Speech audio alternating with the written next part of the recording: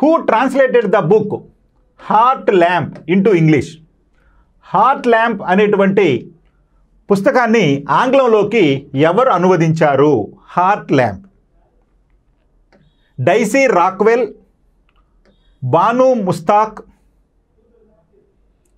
Deepa Bhasthi, fourth one Gitanjali Shri.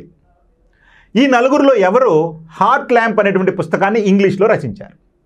వాస్తవానికి ఈ heart Lamp అనేటువంటి పుస్తకం ఇంగ్లీష్లో రచించారు కదా, దాని మూలం ఏదయ్యా అంటే కన్నడంలో బాను ముస్తాక్ రచించినటువంటి హసీనా అండ్ అదర్ స్టోరీస్.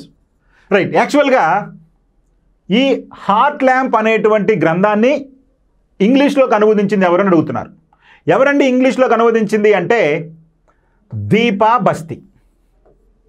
ఈ దీపా బస్తీ హార్ట్ ల్యాంప్ అనే పుస్తకాన్ని ఆంగ్లంలోకి రచించారు కదా. అయితే ఈ హార్ట్ ల్యాంప్ అనేటువంటి పుస్తకానికి మూలం ఏంటయ్యా అంటే కన్నడంలో బాను ముస్తాక్ రచించినటువంటి కథల సంపుటి హసీనా అండ్ అదర్ స్టోరీస్.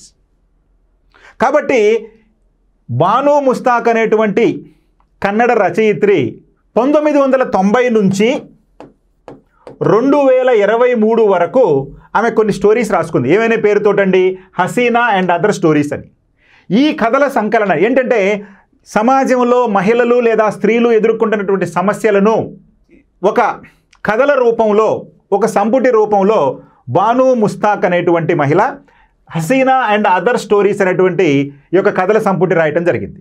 దానిని దీపా బస్తీ హార్ట్ ల్యాంప్ అనేటువంటి పేరుతోటి ఆంగ్లంలోకి అనువదించడం జరిగింది.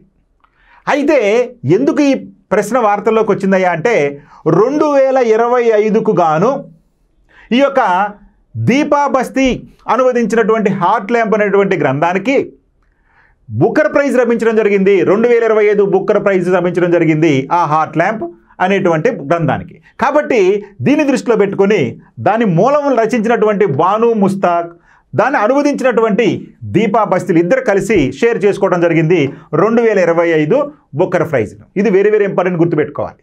ఓకే.